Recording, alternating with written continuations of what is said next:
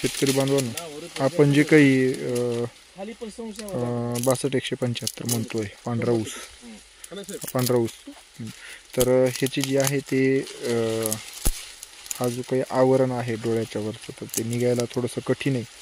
दुसरा विषय, व्यवस्थित डोळ्याची जर आपण ह्याची पाहिली तर लहान जरी डोळा असेल, म्हणजे वाढत्या कांडीचा जरी आपण पाहिला, तर त्याचा आकार जो असतो तो हा निमुळता असतो आणि त्याच्या निटुब्याने जे आहे ते ही पन्हाळ पडलेली किंवा खाज जी आहे ते आपल्याला निदर्शनास येते.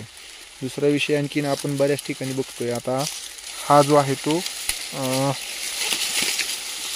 हा ऊस आहे आणि ह्या ऊसावर जे आहे ते हा जो आहे तो उगवून आलेला डोळा दिसतोय. हा जो आहे तो उगवून आलेला डोळा आहे. हा आता बघा, हा डोळा जो आहे तो आपण जर पाहिलं तर हे वर हा चाबुक्कानीचा अपीरन्स इथं तयार झालेला आहे, किंवा या डोळ्यावर जी आहे ती ही चाबुक्कानी आलेली आहे.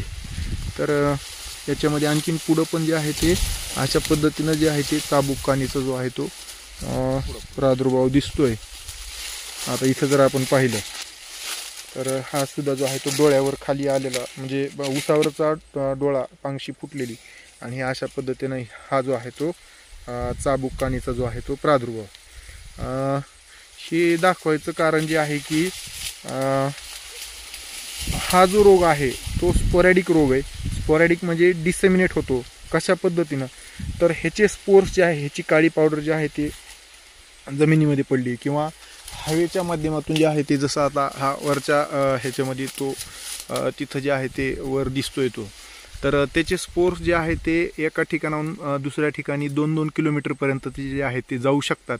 आणि त्या माध्यमातून इतर ज्या काही सुक्रोज कंटेंट जास्त असलेल्या व्हरायटी आहेत, मग ती 8005 असेल, 8632 असेल, 10001 असेल, ह्या व्हरायटीला सुद्धा जे आहे ते हे बाधा पोचवू शकतं. जसं आपल्या इकडं सोयाबीन पिकामध्ये मागच्या 2-3 वर्षामध्ये जे काही आपण एकदम लुसलुशीत अशा KDS 726, 753 ह्या व्हरायट्या घेतल्या, आणि त्याच्यामुळं मोझॅकचा प्रादुर्भाव जो तो प्रचंड मोठ्या प्रमाणे होऊन सोयाबीनची सगळी बरबादी झाली होती.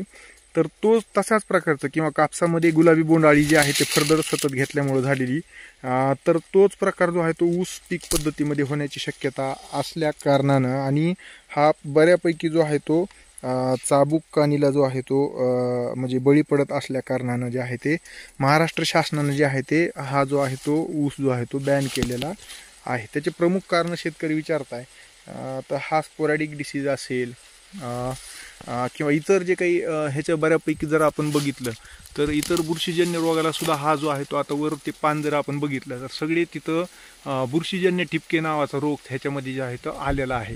आणि मग असे स्पोरॅडिक डिसीजेस जर सतत येत राहिले, आणि इथं बघा आता हे पान जो आहे, तर हे सगळे जे आहे ते बुरशीजन्य रोगाला बळी पडणारी जात असल्या कारणानं ते जे आहे ते शासनानं बंद केलेली आहे.